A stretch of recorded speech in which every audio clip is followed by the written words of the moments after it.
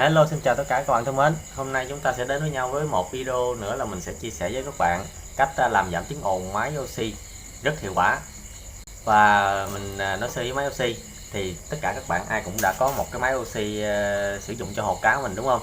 Và máy oxy của chúng ta trên thị trường có rất nhiều loại, có loại mắc tiền, loại rẻ tiền, có loại im, loại không im, và có những loại mà mình đã mua rồi á, về nhà xài thời gian nó sẽ lâu ngày rồi thì nó sẽ gây tiếng ồn, mình vứt đi thì nó lãng phí quá. Bây giờ mình sẽ vẫn sử dụng chiếc máy oxy đã sử dụng cũ rồi, nó bị tiếng ồn, và bây giờ mình sẽ có làm một video này muốn chia sẻ với các bạn cách làm giảm tiếng ồn của máy oxy chúng ta xài rất là hiệu quả, và mình cũng đã từng làm rồi. Và bây giờ còn chần chừ nữa, bây giờ chúng ta sẽ cùng nhau bắt tay vào công việc làm thôi nha các bạn. Xin mời các bạn cùng theo dõi video của mình nha. Và trước khi bắt tay vào công việc để làm giảm tiếng ồn cho máy oxy, mình sẽ mời các bạn nghe lại máy oxy này có tiếng ồn như thế nào nha các bạn.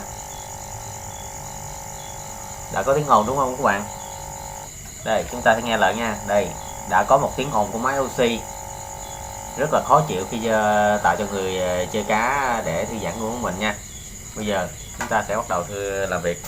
Và đây mình đã có những tấm xốp mình sẽ cắt.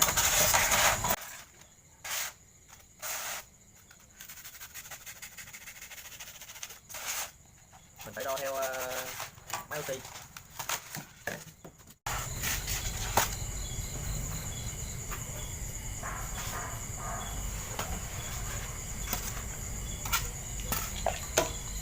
Và khi đã cắt sẵn những miếng vụn này rồi, bây giờ chúng ta sẽ bắt đầu ráp lại như thế nào nha các bạn. Đây, ta sẽ bắt đầu ráp thôi nha các bạn.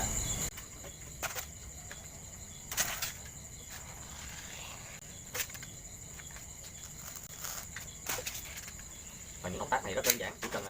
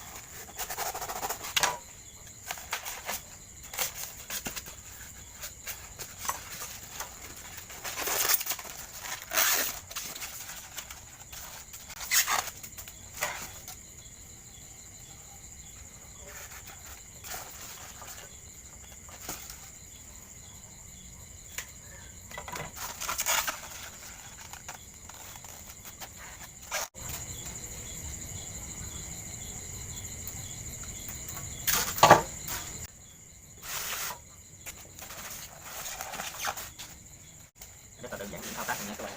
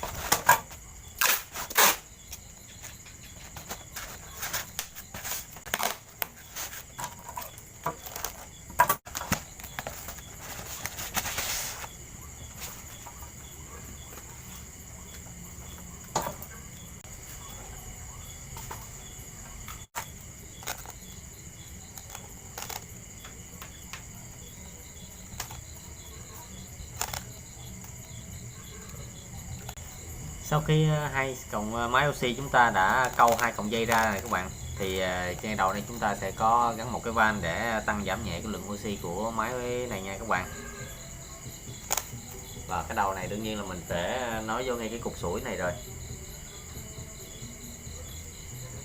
Đây là một bộ của máy oxy mình đã gắn cục sủi ra nha các bạn. Và sau khi hoàn tất đã xong một cái hộp đậy kín lỗ máy oxy của chúng ta, thì nó sẽ giữ lại được một tiếng ồn trong cái thùng xốp này. Nó sẽ làm giảm đi cái lượng tiếng ồn phát ra ngoài của chúng ta, sẽ giảm đi rất là nhiều. Và một bộ nó các bạn nhìn thấy là mình cũng đã gắn ống dây rồi sẵn sàng đấy các bạn. Bây giờ mình sẽ thử xem nó giảm được tiếng ồn như thế nào nha các bạn. Xin mời các bạn. Và sau khi đã xong một dụng cụ để làm giảm máy oxy, chúng ta sẽ bắt đầu hoạt động thử cho hồ cá của mình thôi nha. Đây.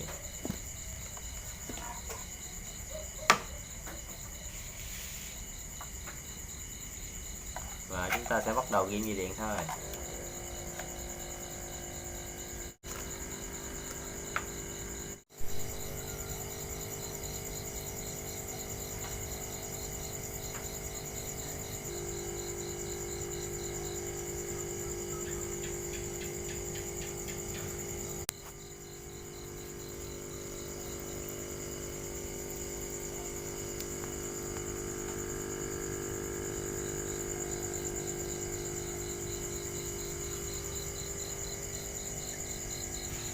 Cảm ơn tất cả các bạn đã theo dõi video của mình nha. Xin cảm ơn tất cả các bạn. Hãy đăng ký kênh, like và chia sẻ cho video của mình nha các bạn. Hẹn gặp các bạn ở video tiếp theo của mình nha các bạn. Xin chào tạm biệt các bạn. Cảm ơn các bạn rất là nhiều.